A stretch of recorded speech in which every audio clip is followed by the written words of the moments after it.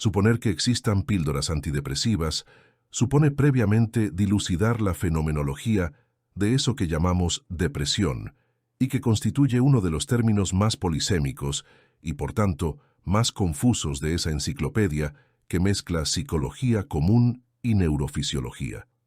Más en concreto, antes de saber si se puede actuar contra la tristeza con una pastilla, habrá que dilucidar si la tristeza que a mí o a ti nos embarga cuando rompemos un amor, se nos muere alguien querido o perdemos un trabajo, es un sentimiento similar o cercano al sentimiento depresivo. Hola amigos de Invictus y bienvenidos al video de hoy. En esta ocasión, recorreremos la actual cuestión del consumo de antidepresivos en nuestras sociedades occidentales y la falta de cuestionamiento respecto del malestar subjetivo.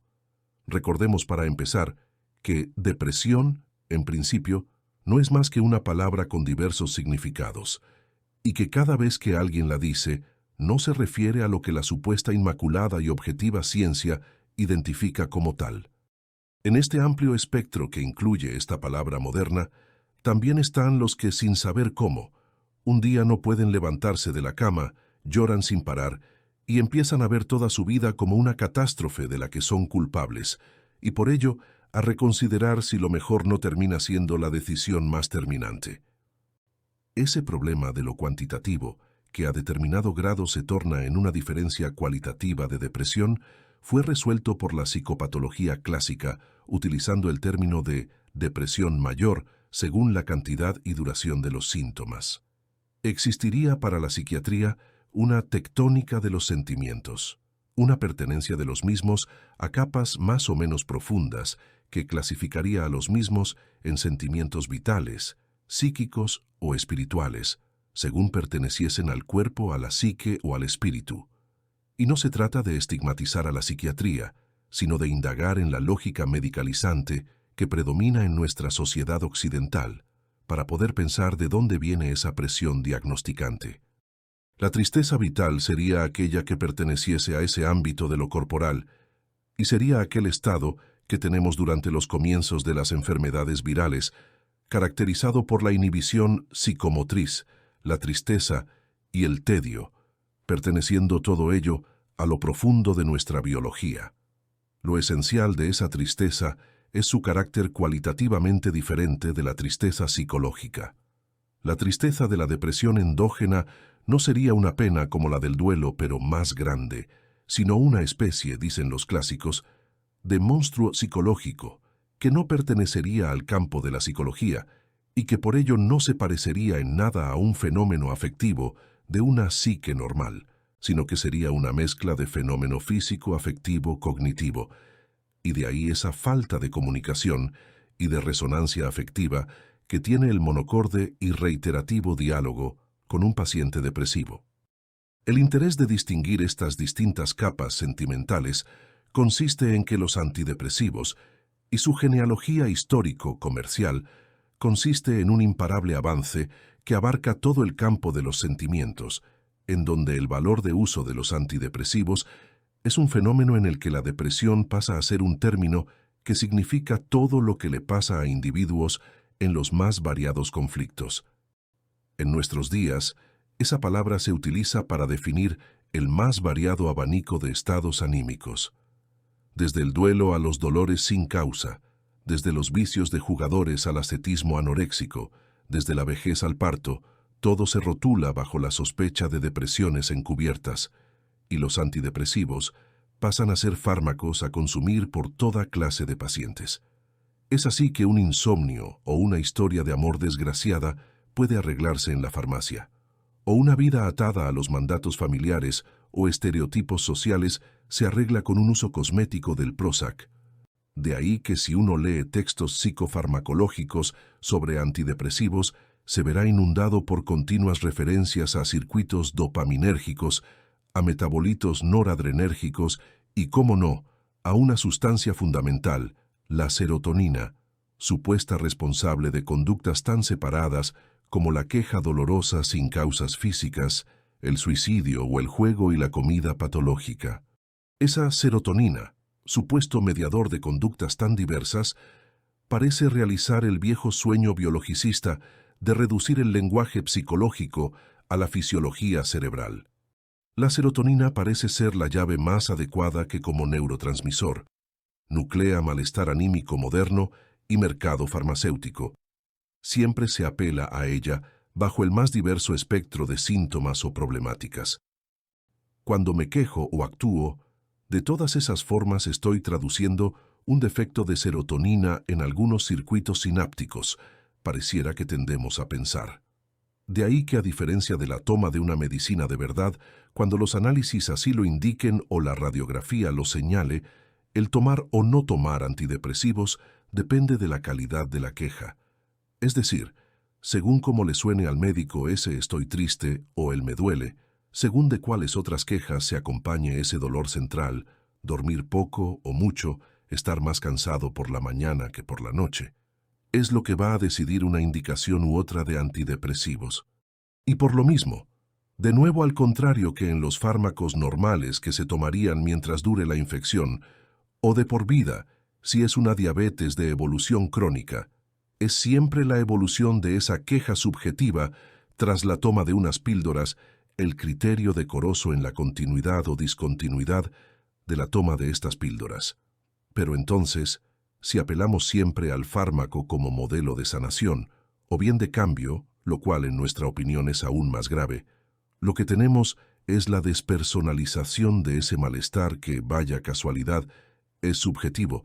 Es en este sentido que, si nos quedamos parados en la hermenéutica e interpretación de la farmacología y la psiquiatría más clásica, perdemos la dimensión que desde otras hermenéuticas se proponen como modo de lectura del malestar subjetivo y sobre todo del malestar psicológico relativo a la depresión.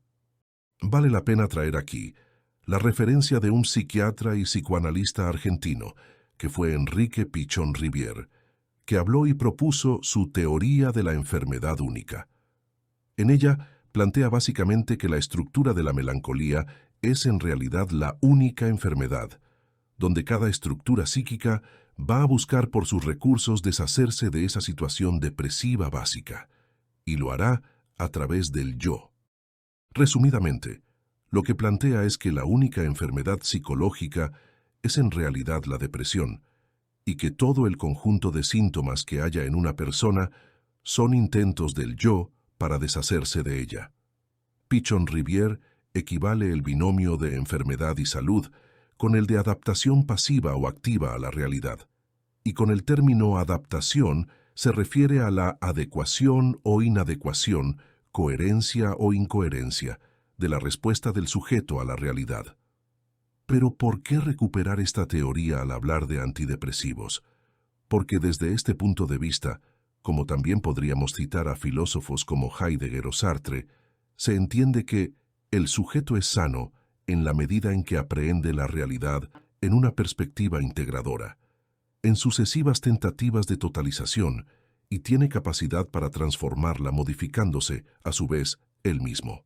El sujeto, desde esta hermenéutica, es sano en la medida en que mantiene un interjuego dialéctico con el medio que habita y no una relación pasiva, rígida y estereotipada. La salud mental consiste, entonces, en un aprendizaje de la realidad a través del enfrentamiento, manejo y solución integradora de los conflictos. De esta manera se apela al mismo sujeto que denuncia un malestar subjetivo y a su posibilidad de acción, lo cual no implica que no pueda ser con ayuda de un fármaco. Pero no se recurre a la despersonalización y ausencia de posibilidad de acción como sucede en la perspectiva medicalizante. Y no se trata de negar aquí bajo ninguna circunstancia un sufrimiento evidente en la subjetividad colectiva de nuestra era, sino de cuestionar la labor no inocente de la psiquiatría al objetivar el sufrimiento subjetivo y transformarlo en enfermedad. El fundamento de los neuroquímicos se vuelve falaz y científicamente refutable, ya que a la fecha no existe correlación comprobable verídicamente entre determinados procesos de neurotransmisores y la subjetividad de una persona. El sistema nervioso sigue siendo tan complejo que ningún médico puede proponer como verdad que una baja de neurotransmisores de serotonina sea causante de estados depresivos. Y esto porque aún sigue siendo imposible entender el proceso de cientos de miles de neurotransmisores. Para concluir, los antidepresivos se argumentan en una serie de experimentos y pruebas previas con animales, especialmente primates, experimentos que son científicamente discutibles, puesto que hay una lejanía notable, para la suerte de los animales, entre conductas de animalidad y la subjetividad humana. Además, los protocolos de condicionamiento que se siguen en la experimentación animal son inexactos en su totalidad. No obstante, la psiquiatría, el discurso mediático y la propaganda de la industria farmacéutica, con su enfoque biologicista, han transformado meras hipótesis de la neuroquímica en verdades médicas colectivas. De esta forma, justifican la medicalización masiva de la subjetividad, a la vez que producen un sujeto que no busca ya en su ser en el mundo las respuestas a su malestar y a su situación subjetiva. La depresión, y no el sufrimiento subjetivo, es una patología que nace en la modernidad, y aún no tiene sustento científico que correlacione procesos neuroquímicos como la causa de la misma. Es evidente que en una persona deprimida, sus niveles de serotonina se verán afectados. Pero si seguimos tomando el problema por su efecto, en vez de preguntarnos la causa de ese malestar, difícilmente podamos echar luz sobre las raíces de esta problemática. Si no nos atrevemos a echar un vistazo a las condiciones de nuestra vida, a nuestras sujeciones a mandatos o ideales, a estereotipos o formas de vincularse, a la presión por la productividad que crece, difícilmente pueda recuperarse una ética donde reconocemos que tenemos poder de acción y actuamos en consecuencia.